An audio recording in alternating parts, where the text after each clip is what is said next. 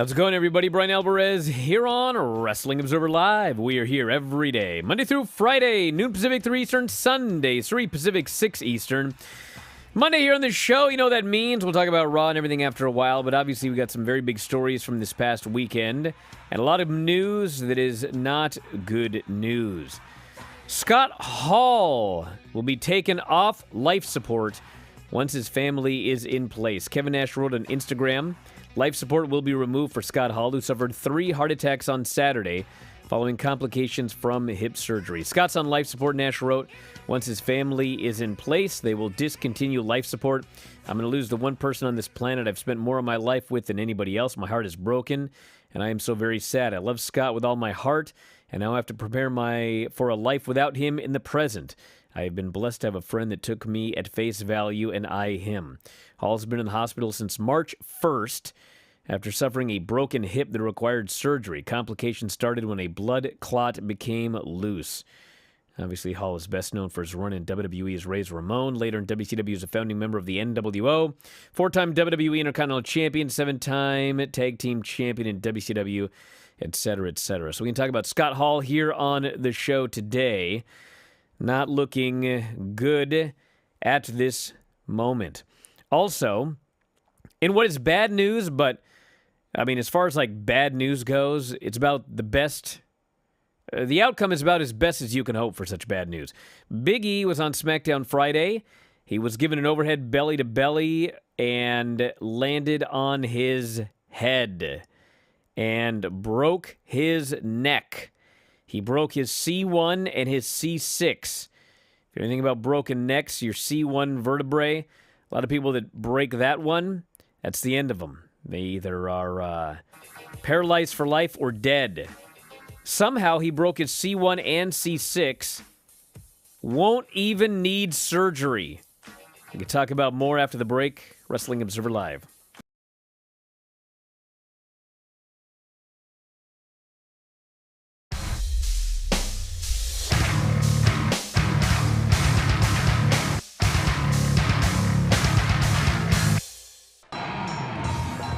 From the rent-to-own Auto Arena, the first match on tonight's Portland wrestling card, Ladies' Choice versus beautiful Bryan Alvarez. This match is being brought to you in part by Cars to Go.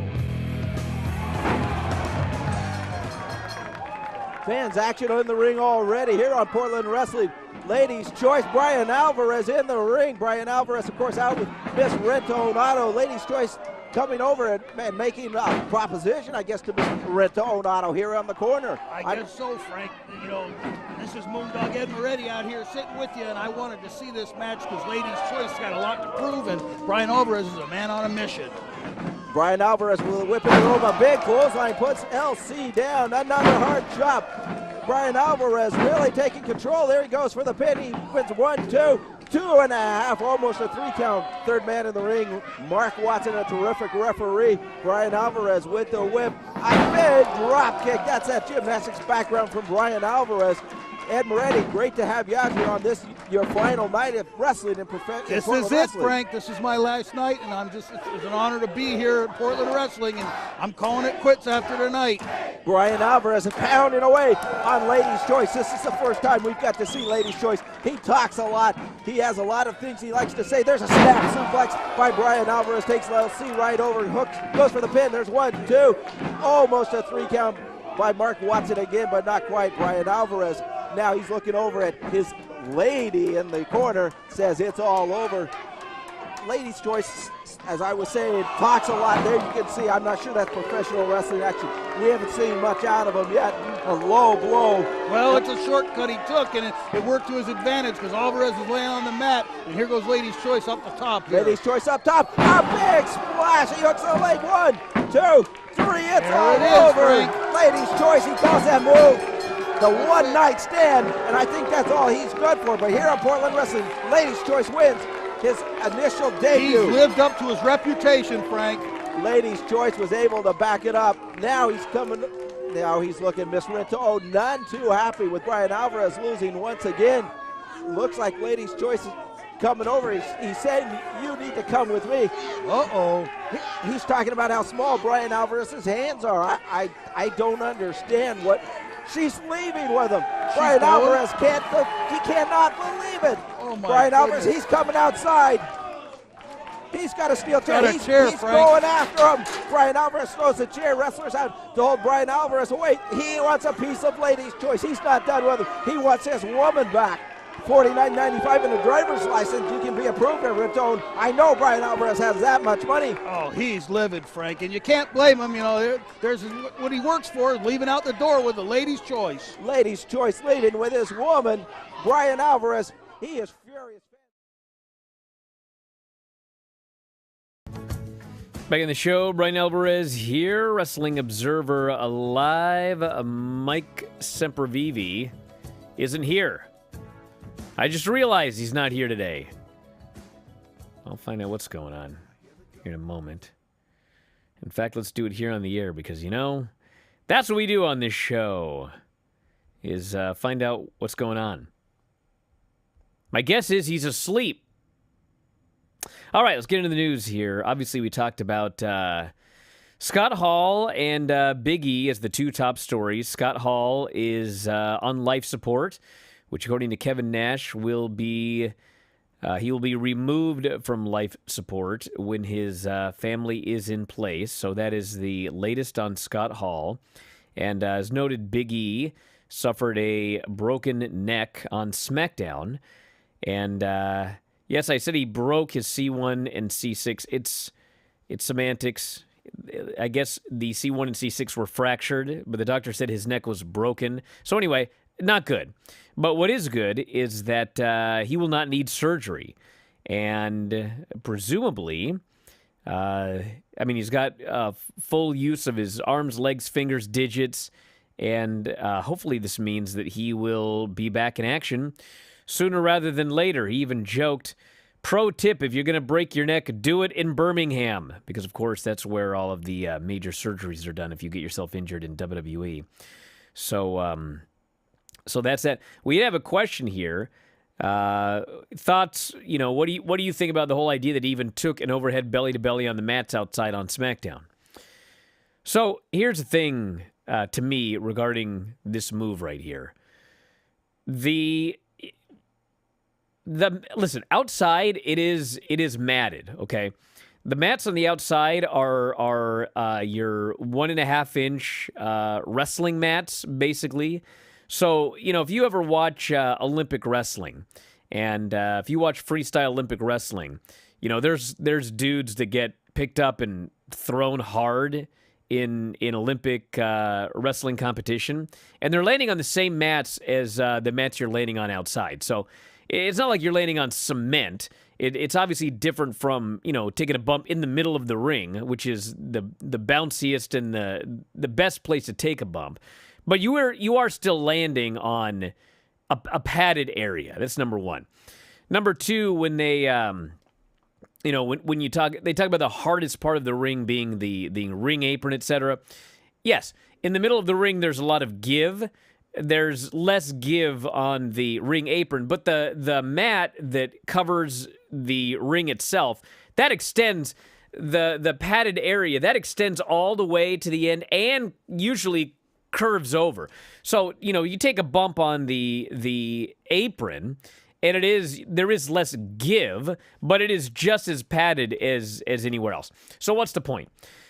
The point is, if you take a proper overhead belly-to-belly, would I like to be taking overhead belly-to-bellies on the matted area on the floor? I wouldn't. But, if you're taking a vertical suplex, your body's going up and down this way, it's roughly the same as taking an overhead belly-to-belly on the floor. Unless, of course, you land on top of your head like Big E did. If you watch the injury to Big E, if he would have landed like that in the middle of the ring, he probably would have suffered the exact same injury. That's a 280-pound guy or whatever, literally falling straight down on his head and neck. So I'm not sure it would have been any better to take that bump inside the ring. I've seen thousands and thousands and thousands and thousands of overhead belly-to-belly suplexes, and they very, very rarely go wrong. So if the question is, would I ban that move? I would not ban the overhead belly-to-belly suplex. Would I make sure that the person delivering the overhead belly-to-belly suplex knows exactly how to do it? Of course. And, there's also, this if you ever watch Drew McIntyre do an overhead belly-to-belly suplex, he grabs people around the waist, but as he throws, he also takes one of his hand and he bumps them over, as opposed to just doing the Kurt Angle style or the Brock Lesnar where you just grab them and you go and they flip over. I mean, I prefer the way that Drew does it, in the sense that most people may not even notice it, but you're doing essentially the same move, but you're also giving them that little bump to help turn them over in case something goes wrong. I would prefer if it was done that way, but it was an accident. I don't know what went wrong. It's not that much harder of a bump on the outside than a lot of other bumps if done correctly. So it was an accident that happened, and if it would have happened in the ring, on the ramp, pretty much anywhere, I mean, a 280-pound guy landing straight up and down on his head like that, I mean, it's gonna be a poor outcome. So I don't think that everybody should be getting all over Ridge Holland. I watched it. I mean, I don't even really know what went wrong. The guy didn't rotate enough. But sometimes when you see a botched move, I mean, it's abundantly clear what went wrong with that botched move.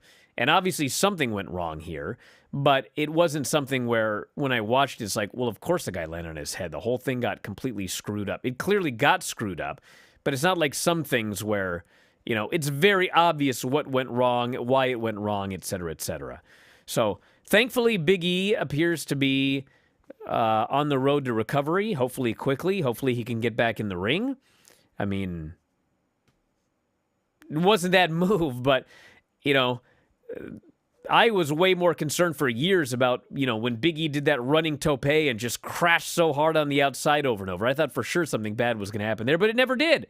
And, maybe when he comes back, maybe avoid stuff like that. But hopefully he can come back and do everything he did before. I'm glad he's all right. And I'm glad it didn't turn out worse, because watching that bump, like 99 times out of 100, I think it probably would have ended up much, much worse. Scott Hall, what can you say about Scott Hall? Obviously, the most notable run of Scott Hall's career was when they came in as the Outsiders. And, it's been talked about ad nauseum for years, but the Outsiders in World Championship Wrestling. And I don't want people to listen to this and go, Bryan was saying, listen, I'm not denigrating Kevin Nash or running down Kevin Nash, okay? But what I'm saying is, if you watched The Outsiders when they first came in before they were linked with Hulk Hogan, I don't want to say that it was like the Scott Hall show, because it took both of them, but holy smokes is Scott Hall. This guy had the charisma of like 50 men. And I'm not sure that if it would have been like, Kevin Nash and if they would have chosen Kevin Nash and Lex Luger, or Kevin Nash and, who else might have jumped over that time? Ted DiBiase, whatever. I'm not sure any other group it would have been as big as it was with Kevin Nash and Scott Hall, because Scott Hall had so much charisma. And he, like I felt, was the guy that at the very beginning held this whole thing together as like a mega superstar type group. And then, of course, once he had Hulk Hogan, it was off to the races and everything like that. But I don't know if Hall gets enough credit for, doing as much as he did when this act first came over from WWF. So obviously, once he started to have his problems, I mean, it was a rough road. Even at his worst, he still had so much charisma. I mean, he could come out and, clearly he wasn't in the best state of mind, but he could get in the ring and do his hey yo, and the people would go absolutely crazy. And super charismatic guy. I always thought he was a great worker, And, there were some people that thought that he was a little bit overrated as a worker. Maybe in some ways he was, but I thought that he was great. He was smooth. He could have good matches. He would never hurt you. He connected with the fans. He was way better as Scott Hall in WCW than he was as Razor Ramon, and he was a big star as Razor Ramon. But I felt that he was far more charismatic under his real name doing that character than he was as, the fake whatever he was as Razor Ramon. We can talk more about Scott Hall after the break. Wrestling Observer Live. Sup guys, it's Denise. As you all know, I got to attend the AEW Revolution Media Scrum, and we got a very emotional interview from CM Punk. So I rounded up some of the best moments. Take a look.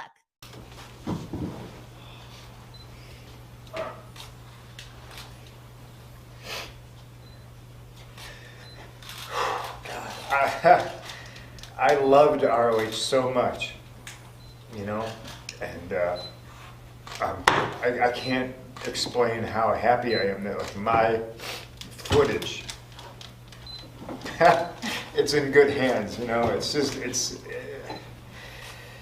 It's just good to know that it's in the hands of somebody who treat it well. I literally feel like my baby is in somebody's hands that I know will raise the child the right way and do good things with it, and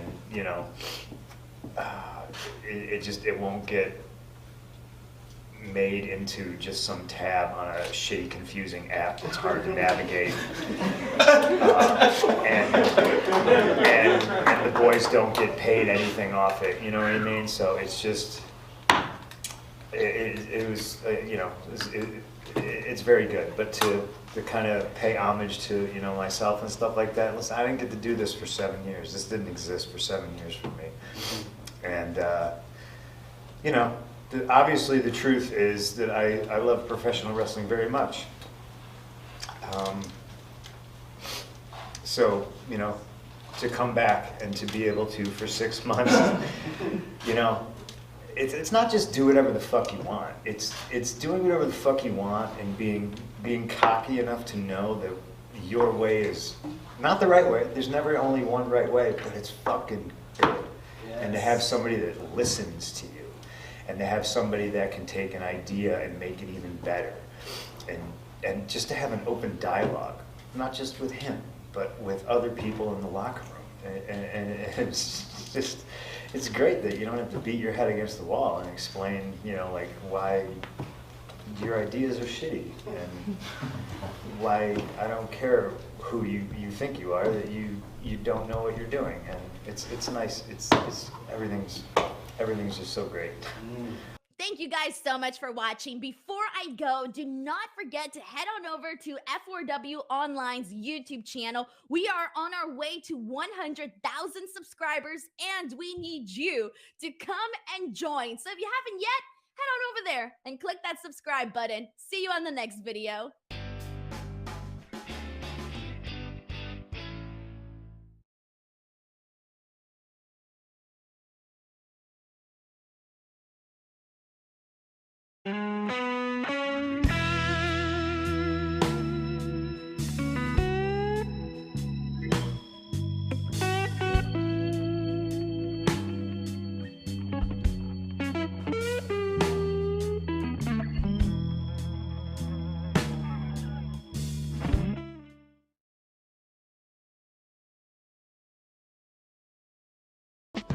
I am, in fact, here on the show.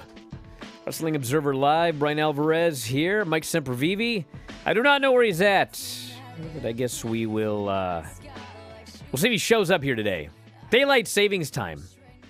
My guess is that he is asleep right now. So, a couple of other things. We'll talk more about Hall and Big E when we get into the feedback here. But Raw is tonight, and tonight we're going to find out if Cody is signed or not. Because if Cody has signed, he's going to be on the show tonight. I guess it's also possible he is signed and they've changed plans, but the plans, even as of this weekend, were still Cody and Seth Rollins, if Cody signs his deal. So if he is signed, he is expected to be on the show tonight. And if he is not signed, then obviously he's not going to be on the show tonight. And if he is not signed yet, then I guess we'll find out if they are going to hold off and continue the presumption that he will face Seth Rollins, or if they will move Seth Rollins on to something else. Because they've been doing house shows this weekend, and Seth Rollins was added to the, I guess it would be Finn Balor and Damian Priest feud. They've been doing 3-ways this weekend. So presumably, if they can't figure out, if they can't get the Cody deal done, then Seth Rollins does have a clear path to WrestleMania, everybody. He will be involved most likely in a 3-way. But we'll find out tonight. I don't know what's going to happen. I have absolutely no idea. It's like one of those, when people go, oh, you think such and such? I have no idea what's going to happen in AEW. And I have no idea what's going to happen with Cody. Do I think he's going to be there tonight? Well, I don't know. I can't even say one way or the other. What I could tell you is that this was the place that they were expecting him to debut. So, if he debuts, he debuts. And if he doesn't, we'll see what happens. Also, this weekend at the house shows, who should return to action but Becky Lynch?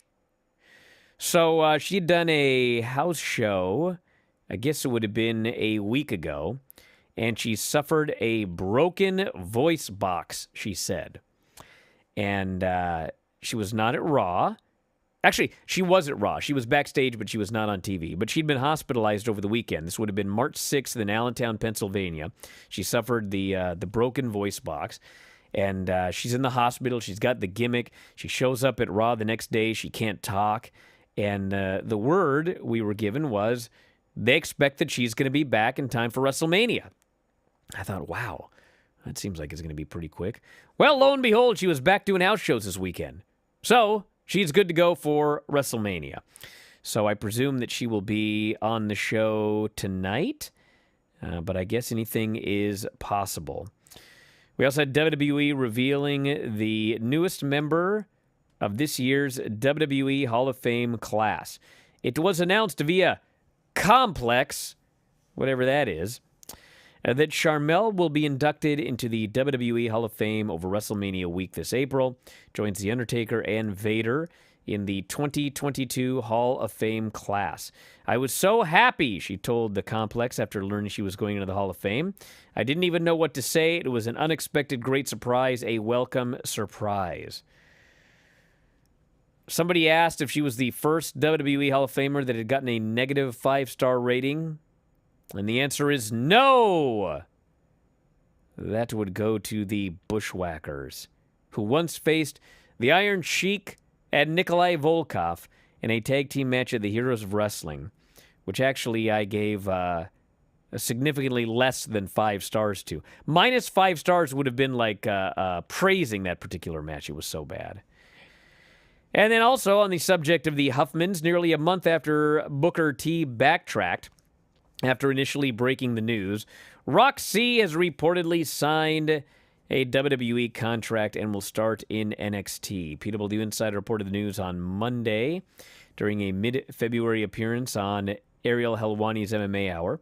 Booker T said the 20-year-old had signed a deal, but later tweeted that he misspoke. Because this company is weird, and they don't want you announcing anything until either they have announced it or they have given the news to somebody else to announce, where they can announce that somebody else announced it, because it seems like you're a bigger deal when somebody else is breaking your news, except if it's like, Wrestling Observer or PW Insider or something, then that doesn't count. But anyway, she's been signed for a while.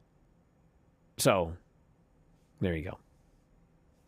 And I hope she does well in NXT. And honestly, I expect... Oh, here he goes! She's going to do well in NXT. Roman Reigns has also been added to 2 stops on WWE's upcoming European House Show tour. Reigns is going to be wrestling in London on April 29th, Paris on April 30th. They've got a tour from April 21st through May 1st. This is their usual, they usually do a post-WrestleMania European tour. And so they've added Roman and Ronda, which to me probably means, we got to sell some tickets, because that's what they normally do when they need to sell some tickets. So there you go. We're going to go to some feedback, And I may open up the phone lines in the next segment if you've got memories and things you want to talk about regarding Scott Hall. And we can also, if you want to, talk about the Rampage show on Friday night and the SmackDown show on Friday night as well, which had a very good main event. It was weird. It actually was main evented by Sami Zayn and Ricochet. That was the main event of SmackDown, Sami Zayn and Ricochet. Although they did end with a, as I attempt to not sneeze here, and I have no mic to cover for me, they did end with a brawl, Charlotte Flair and Ronda Rousey. Huh? Don't look at the light. That's what they say. Don't look at the light. All right. Scott Hall was awesome, this person said. I never got to see him wrestle live because his peak was before I was born. But looking back at his matches with the guys like Brett and Shawn, they're amazing. And his importance to wrestling history is undeniable. Yeah, like I said, I was a way bigger fan of him as Scott Hall than Razor Ramon. Those Razor Ramon, the vignettes were just so wacky. And he ended up doing a good job with the character. But, I mean, this is like a classic example of, you know, we've talked about it a million times. No matter how good you are at playing a character, you're still better at being yourself. And he was himself when he was Scott Hall. And when he was Razor Ramon, he was it a fake Cuban? Is that what it was? So, you know, but it was, you know, there was, you know, he used some of the Razor Ramon mannerisms when he went to World Championship Wrestling. When him and Kevin Nash jumped over, I mean, there was a lawsuit filed by WWE that WWE was using their intellectual property, because even though they called him Scott Hall, I mean, he used the line about "you know who I am." He had the whole gimmick and everything like that. So you know, that was. But he changed. He went full Scott Hall there after a while, and it was I thought a big improvement. This person says, it's funny growing up as a wrestling fan. My mom and my aunt would occasionally watch with me. My mom hated Scott Hall, while my aunt loved him and always had such a huge crush on him. One time I freeze-framed a picture of him in picture-in-picture, teased my aunt with, and it accidentally burned an imprint in the TV that lasted a week. Remember back in the day when you had to have like a screensaver, or you would, burn an imprint into your cathode ray monitor? Some of you youngsters are like, what is this guy talking about? Jiminy Christmas. Regardless of this, he says, I still do some of his mannerisms in the mirror, like slicking the hair, pumping the chest while stomping the floor to show off. The man had charisma. It's sad to have a world without him. I'm glad he sobered up to enjoy the world for his last few years. He will be missed dearly. This person says, Scott really got "hey yo" over as a catchphrase. He was that good. Rest in power. Man, he would stand out there and he would just build it up forever, and then he'd Oh, here's Mike. Yeah. He sent me a text that I don't know what he's talking about, but I'll contact him during the break. So, oh, you know what? I know where he's at. And I can now, I forgot about this. It's actually my fault. He didn't no-show. He told me last week. He's actually going to see the Boogie Woogie Man, Jimmy Valiant, live. I forgot about that. My fault. He didn't sleep in. There you go. Brian forgot again. I'm supposed to remember he went to see the Boogie Woogie Man? All right, I'll let him know. All right, well, that's where he's at. He's out seeing Jimmy Valiant today. Totally forgot about that. All right. And actually, somebody notes here, with that WWE lawsuit where they claimed that Hall was using too many of the Razor Ramon mannerisms when he went to World Championship Wrestling. His WWE, WWF Razor Ramon mannerisms, remarkably similar to the Diamond Stud. Don't think that was mentioned in the lawsuit. Let's see what else we've got here. 425-780-7566, by the way, is the text message line. This person says, that's about the Bullet Club. We'll get into those later. Let's just largely do Scott Hall and such here today. Josiah says, I met Scott Hall when I was 8, 1994. He was a replacement for Kevin Nash when Kevin Nash had travel issues. He made the show, but was late. Maybe he was also visiting the Boogie Woogie Man, Jimmy Valiant. He shook my hand with his hand covering half of my arm and spent some time talking to me. He took the time to talk to everybody, made sure all the kids felt welcome. It was my first ever wrestling show live. It was so great, and it was a huge part of why I'm a fan today. Back in a moment, we'll drop the phone number. Wrestling Observer Live. What's up, guys? It's Denise. As you all know, I got to attend the AEW Revolution Media Scrum, and we got a very emotional interview from CM Punk. So I rounded up some of the best moments. Take a look. Man, I'll put it to you like this. I love Bret Hart, and Bret Hart's career was cut short. And it's a goddamn tragedy because there's people that go over to Saudi Arabia and they get paid millions of dollars. And, you know, that should have been Bret, you know? And I just feel super fortunate and grateful and appreciative that I got a second chance, you know? I'd give it up in a heartbeat to give it to Bret. But I'm going to enjoy it. And I just love that motherfucker so much, you know? Like, he's the greatest, and he was right. He was fucking, Bret Hart is always right. Let's talk facts. It was either Tony was going to buy it or Vince was going to buy it. And I don't want Vince to own any of my footage. He owns enough of it. You know, he owns enough of it that I don't get paid off of. People need to understand that when I left, I was asking questions about the network, which had not been launched yet. I was saying, how am I going to get paid off this? We don't even understand what the pay scale is. I don't know if I get paid off a gate for a pay-per-view, off a buy rate for a pay-per-view. You guys already just throw darts at an imaginary board, and you pay me whatever you want. I still get royalties. That's the only hard copy thing I see is DVD sales. So once all the DVDs go away and you're just putting stuff up on the network, I'm not getting paid. Or am I? Tell me, let's talk about it. Oh, my guy, you're good. Oh, yeah, don't worry about it, don't worry about it. They couldn't tell me. And now I've watched my royalty checks, which I still get, dwindle to nothing because they just put everything on the network. And the boys don't get paid. That's not just me, that's everybody. That's criminal. Thank you guys so much for watching. Before I go, do not forget to head on over to F4W Online's YouTube channel. We are on our way to 100,000 subscribers, and we need you to come and join. So if you haven't yet, head on over there and click that subscribe button. See you on the next video.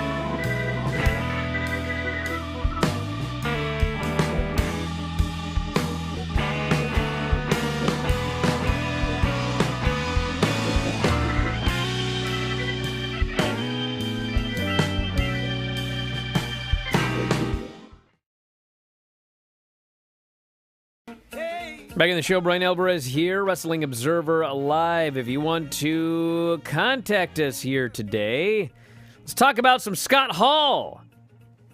425-780-7566 is the text message line. Send your text messages there.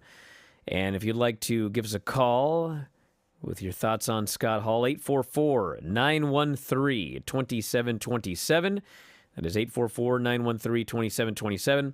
Probably won't talk a lot about Rampage and SmackDown today, but yesterday's Bryan and Vinny show, we reviewed Rampage. So if you want to check that out as a subscriber, you can do so. And also for our subscribers at WrestlingObserver.com, as well as our top-tier YouTube subscribers, video f4wonline.com. Filthy Tom and I will be up at 2 Pacific, 5 Eastern, talking SmackDown and New Japan Strong, which was also main evented by Swerve Strickland as he faced Jay White. That'll be coming up later on today, so we'll talk about these shows there. Let's go to Portsmouth. You're on the air. What's going on? Hey, what's up? Brandon here. Yeah, it's funny. My first view, or I guess time I ever saw Scott Hall, was when him and the NWO went to WWF, when Vince had that whole "I'm gonna poison the WWF" by bringing NWO in. So at that time, I was like, oh, Scott Hall, he's one of Hulk Hogan's, cronies or whatever. But then and I never watched WCW, but I did go back and watch the Scott Hall match with Shawn Michaels, the ladder match they had. So it was so cool seeing a match like that, because it's so much different from ladder matches we see today, where people are just killing themselves, doing all this crazy stuff. So I'm definitely gonna keep looking at more stuff I can when I can see a Scott Hall, and so sad to hear about the news, but it's good that we have the great memories of him. So. All right, I want to thank you so much for the call. Yeah, that ladder match, I've talked about that match a million times. The WrestleMania 10 ladder match, Scott Hall and Shawn Michaels, which was amazing. If you aren't my age, if you're 35 or younger, and you grew up in the days of the Hardys and the Dudleys and Edge and Christian, and then all of the crazy ladder matches that we see nowadays, I mean, you'd watch that match and go, what? But what it is it's a wrestling match with a ladder, and they had a great wrestling match involving a ladder. It was all about the wrestling. It was all about the selling. It was all about the build to the big spots. And they had some creative spots and everything like that. But it is a very, very different kind of match than, what ended up being just, we're going to build 85 contraptions, and not to denigrate these matches, because many of them were great matches, but they're different. The stunt show where we're just going to do as many crazy things as we can, and we will build to one really crazy thing at the end that will be the finish. But it was a very, very cleverly done match. And in the finish, where the ladder gets tipped over and Sean crotches the top rope and he gets his leg caught and he's dangling upside down, so he can't even get out to climb the ladder to stop Scott Hall. I mean, that was a great match. And they did the other one too, which is not as famous, and I didn't think it was as good, although some people did. But this person here says, let's see, Scott Hall. Let's see. I've been watching WWF since... I don't read all these sometimes. I've been watching WWF since the 80s. I knew of WCW in the mid-90s, but just thought that it was a place where guys went when WWE did not want them. And if WWE didn't care about them, why should I? Until Hall and Nash showed up. Changed the game and made me realize there was so much more good wrestling out there. Even in 2020, I feel there are a lot of people out there who don't realize there's good wrestling out there outside of WWE. But you know what? There's a lot of it. Let's go to Canada. You're on the air. What's going on? Hey, how's it going? What's up? I'm just calling from Canada here. Just wanted to share a Scott Hall moment. In the 90s, everyone, there was that commercial, "Be Like Mike," but I wanted to be like Razor. And it's just a really sad day right now. And, remember, he had a huge heart. Remember when he gave those kids the Intercontinental belt that had AIDS on Jerry Springer? Yeah. What a guy. I know he had his issues and whatnot, and, a lot of people, really going to love him, and a lot of people are you say what you want, you're going to love him or hate him. He was really bad backstage apparently, but I don't know, man. It's just a sad day. Well, I want to thank you very much for the call, and I was thinking about this earlier as well, that Scott Hall had a lot of issues, and sometimes when you're in the midst of a lot of issues, there can be a lot of maybe you don't want to hang around with the guy so much, but when he wasn't in the midst of having serious issues, everyone said such great things about what a great guy he was, what a nice guy he was. And, one of the things that, you could see publicly was I can't think of any time I ever heard of Scott Hall like not wanting to put someone over, not wanting to help somebody out. He was always wanting to help people. And in the 90s, I mean, there were a lot of guys that they didn't want to do jobs, especially if they were a star. Never heard that about Scott Hall. And there were times, like I think it was with Hector Garza might have been, where Hector Garza pinned Scott Hall on Nitro. And the point of this was they did this every now and then, and Kevin Nash with Rey Mysterio and Hulk Hogan with Kidman, and they'd get pinned, but they weren't putting anybody over. And there's a difference between letting someone pin you and then putting that person over. And the thing with Hector Garza, I mean, I think it was like the first time that they had one of the big stars pinned by one of the undercarders. I could have this wrong. But anyway, the point is, he didn't really put over Hector Garza, okay? But the difference is he would have put over Hector Garza. And everybody said that. I mean, if there was going to be an issue where you had a bunch of egos in the ring and they're all arguing and nobody wanted, Hall would have just said, I'll do the funny, silly job. He would have just done it. Because at the end of the day, and this goes back to what a charismatic guy he was, when you're a guy and you have that kind of charisma and you have that kind of self-confidence, you're okay putting people over because you know that you can get it back. You know that you can get yourself over. You know that down the road, he put over Chris Jericho as well. So anyway, there were many people in wrestling that did not have the level of self-confidence that Scott Hall did, and they didn't like putting guys over. And, if you ever watched Ric Flair was a guy who, in his personal life, he had serious issues with self-confidence. In the ring, he had no issues with self-confidence. And so that was the difference. If you're a guy who, you're not really a great worker and you're not, you can have issues with, or you're afraid that your spot will be taken if you do a job. If you're a guy who's not concerned about losing your spot, not concerned that you can get over, not concerned, you'll put anybody over. And that was Ric Flair. Ric Flair, it wasn't even about putting people over. He would go to a town and face the local guy that nobody had ever heard of, and he would let this guy, not necessarily put him over. It wasn't like the guy was going to win the title or anything like that, but he would give him everything in that match.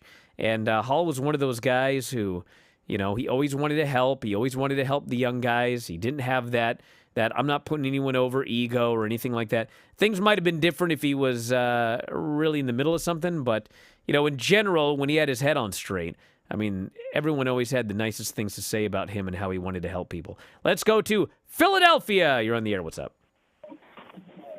Hello, this is Brian from Philly. It's just, I just wanted to tell a really cool Scott Hall story. I don't know if too many people know this, but in 2001, he went to New Japan and he was wrestling, and the whole tour, he was building up a match against Muto.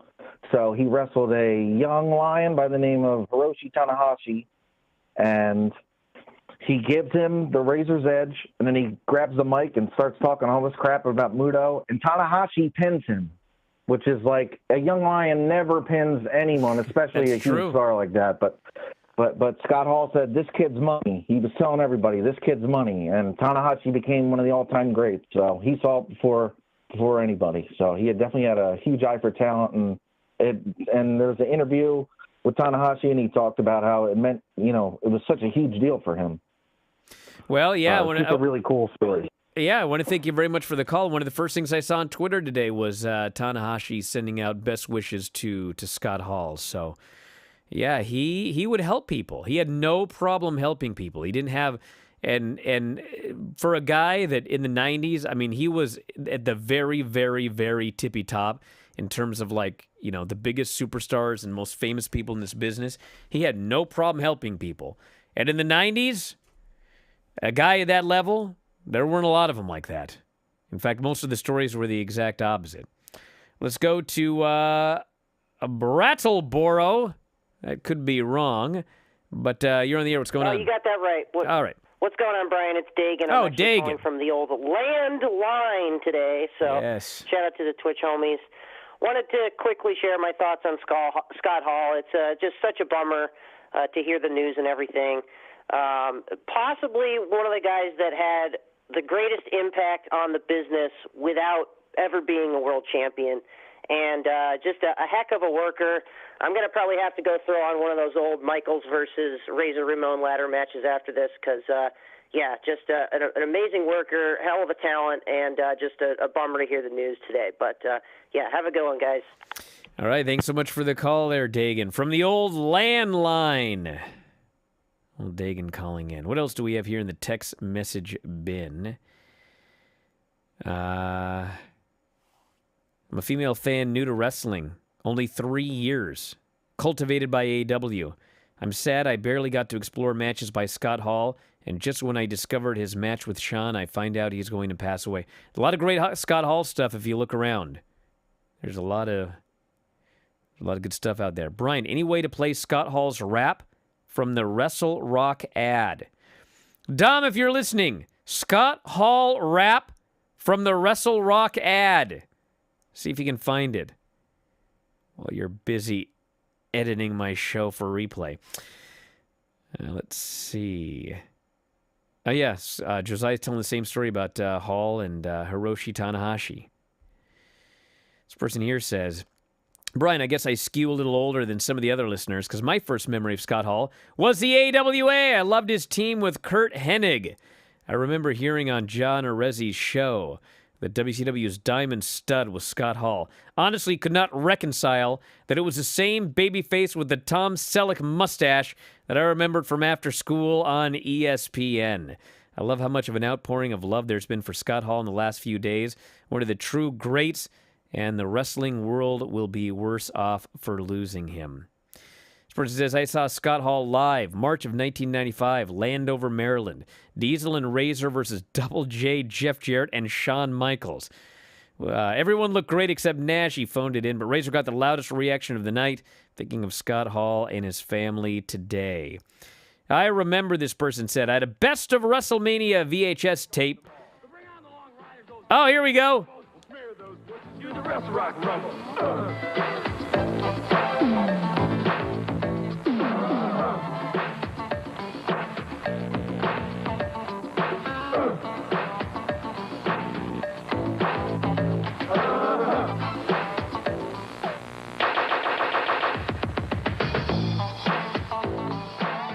Can always count on Dom.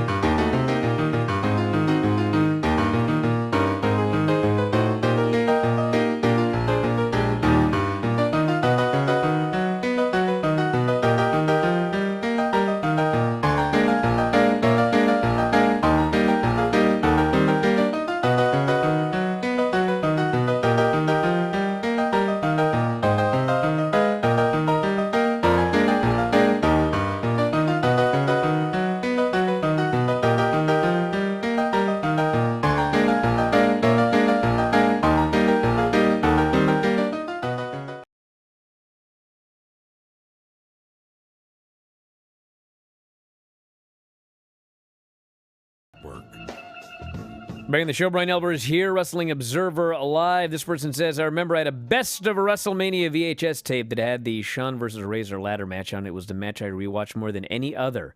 Served as the template for when my brother and I did ladder matches in the backyard, Ulysses. Well, I have to say here, as a public service message, never try this at home. But if you happen to try it at home, and you want to do some ladder matches, that's the match to watch. Because as far as ladder matches go, it's safe and it's smart. And that's actually the best way to describe Scott Hall, is he was safe and he was smart. Very, very smart worker. Very, very smart to many aspects of this business. And not the least of which was, you got to know how to get yourself over. You got to know how to get the other guy over. You have to know how to do a match without killing someone. And you have to entertain the people. What more would you want? And that's what Scott Hall was great at. So that was from Ulysses right there. So yeah, I want to thank everybody who sent in messages here today. We can talk about this more tomorrow. And we got the Bryan V show tomorrow, Raw 14. So these are the old school Raws that Razor was a part of. So we'll talk about him on the shows tomorrow as well. And final note here, this person says, I beg to differ about the SummerSlam 95 ladder match. I remember hearing Hall and HBK were barred from using the ladder as a weapon. They had to cleverly work around those limitations. And although its finish isn't as good as Mania 10, it speaks of his genius and ring psychology to put a match like that together. I enjoyed the match a little more, peeling back the curtain. Lots of love and respect for you, Dave, and to Scott Hall and his family. Well, that's it, everybody. I want to thank you all for listening today. All the best. Mike, as always, callers and listeners up in the studio, Twitch homies, top tiers. We'll talk to you in an hour with Filthy Tom, Wrestling Observer Live.